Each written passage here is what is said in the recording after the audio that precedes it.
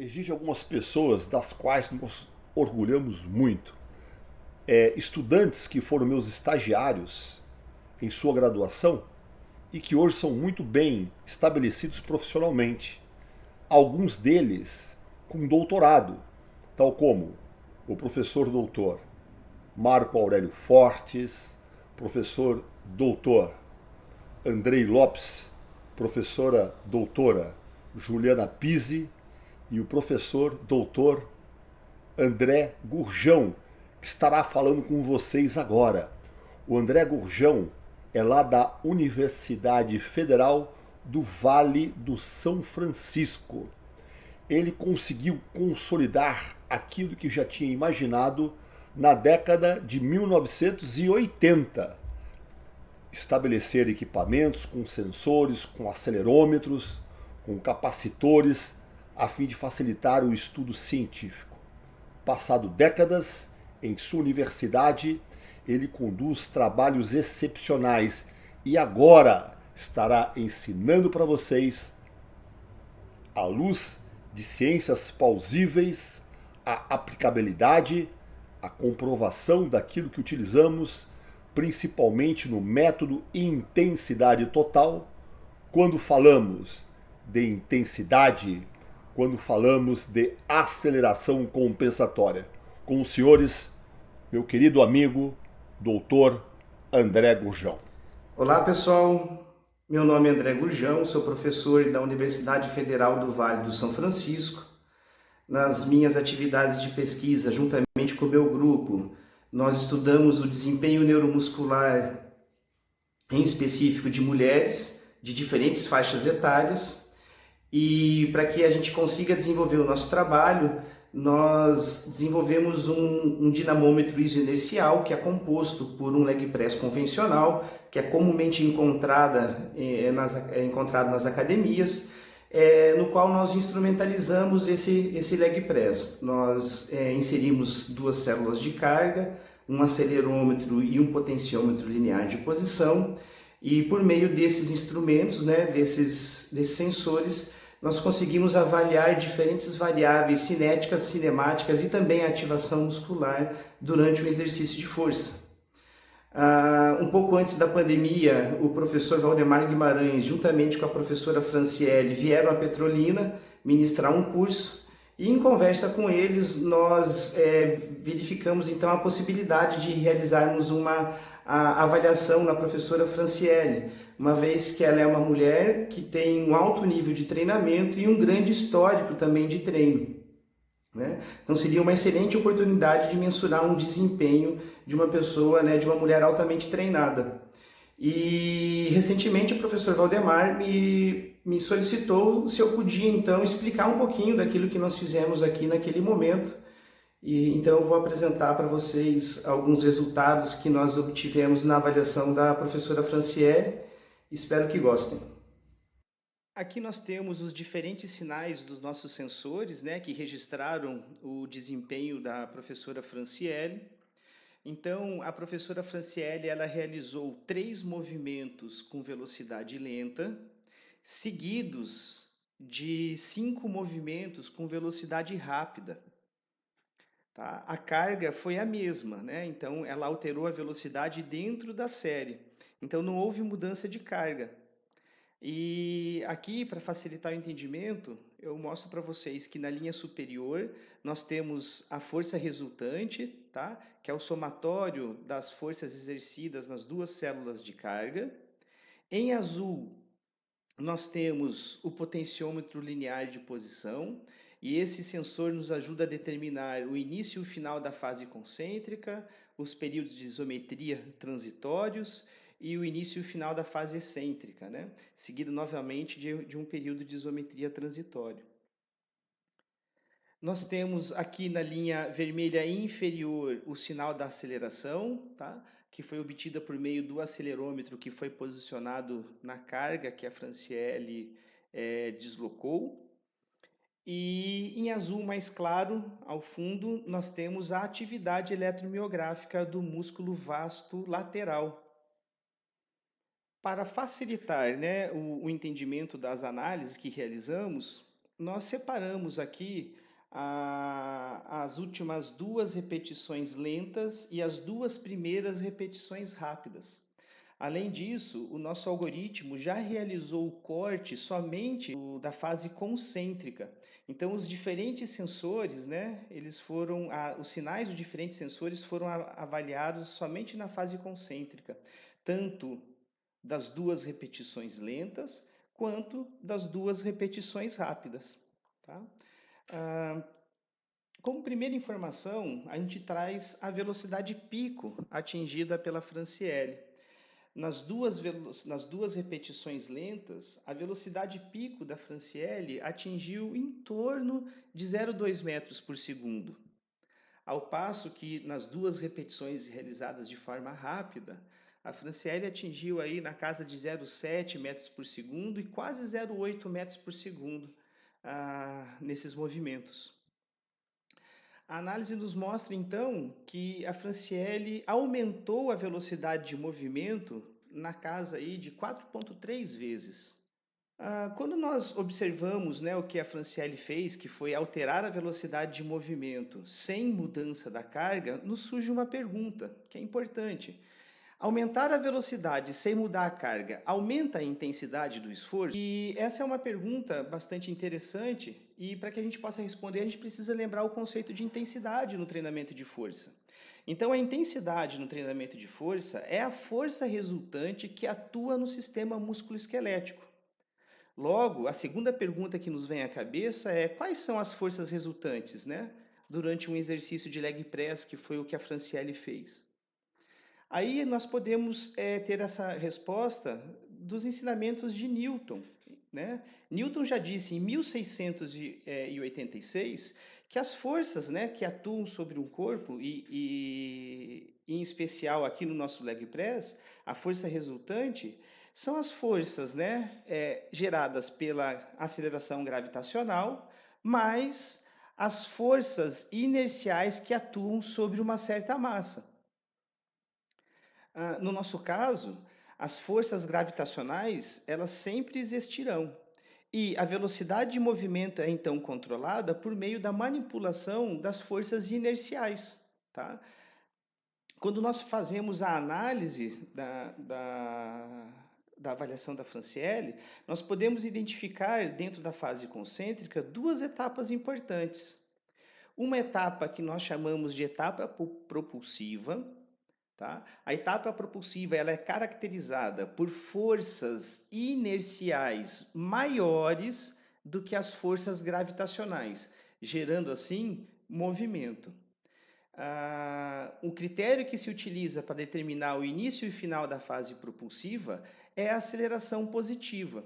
Então percebam que a Franciele, tanto no movimento lento quanto no movimento rápido, e aqui nós temos o último movimento lento e o primeiro movimento rápido, quando nós fazemos a análise da aceleração no tempo, nós verificamos exatamente isso, né? Então, o início do movimento produz uma aceleração positiva, tá? E o que difere as etapas propulsivas da lenta para a rápida é a magnitude dessa aceleração. Né? Após a etapa propulsiva, nós vamos ter uma segunda etapa, isso dentro da fase concêntrica, né? Subdividindo a fase concêntrica. No movimento lento, nós vamos ter uma segunda etapa onde a aceleração inercial fica muito próxima da aceleração gravitacional. Ou seja, né, uma vez que houve um primeiro deslocamento da carga, as forças que atuam sobre a carga, elas estão ali para a manutenção da velocidade. E essa manutenção da velocidade gira em torno, né, as forças inerciais giram em torno das forças gravitacionais. Já no movimento rápido, nós temos um comportamento diferente. Nós temos uma fase de frenagem, ou seja, quando o leg press é feito, né, na máxima velocidade de movimento, sem lançar a carga, nós precisamos, ainda dentro da fase concêntrica, um período de desaceleração dessa carga, para que essa carga não seja lançada. Né? Um leg press não é feito de forma lançada, o leg press ele é feito de forma controlada. Então, como nós temos uma grande aceleração, né, uma grande etapa propulsiva, onde as forças propulsivas promovem uma alta aceleração, né, nós precisamos, na sequência dessa etapa, um período de frenagem, tá? Onde o indivíduo retira a força aplicada, né, reduzindo então a aceleração né, da massa. Né? Então, as forças inerciais, nesse caso, são inferiores às forças gravitacionais. Então, permitir então que as forças gravitacionais freiem o movimento. Essa parte da física newtoniana do treinamento de força foi muito bem discutida no livro Mite a Fundo, Bases Científicas, do professor Marco Fortes e Valdemar Guimarães. No capítulo 1 desse livro, eles fazem uma extensa revisão das forças inerciais que atuam sobre a carga, né, no treinamento de força, e como a gente pode trabalhar com essas forças inerciais para aumentar a intensidade do esforço. Então eu aconselho que você, se você se interessou aí pela física do treinamento de força, que você faça a leitura do livro do professor Marco Forte e Valdemar Guimarães, porque eles fazem uma excelente revisão de literatura sobre esse assunto. E dentro dessa revisão de literatura, eles apresentam dois postulados importantes, né? Então eles dizem assim que, né, baseado no entendimento da física newtoniana, quando você tem uma mesma carga, quanto maior for a aceleração, maior será a intensidade. E quanto maior será a intensidade, quanto menor for o tempo para movimentar a carga. Então, pensando nesses dois postulados, a gente resolveu separar dentro dos dados da Franciele informações que corroborem com essas afirmações. Então, a primeira que a gente vai analisar é quanto maior for a aceleração, maior será a intensidade. E, de fato, é isso que nós observamos, né? Então, aqui nós temos o último movimento lento, né? A fase concêntrica. Percebam que nós tivemos um impulso, como nós estamos analisando aqui a força resultante, a área abaixo da curva da força resultante no tempo nos dá o valor de impulso. Né? Então percebam que nós tivemos um impulso menor na fase propulsiva, ou seja, aquele momento em que a gente inicia o movimento da carga, né? E isso promoveu uma aceleração aí perto de uma vez a aceleração da gravidade, né? 0,7 Gs.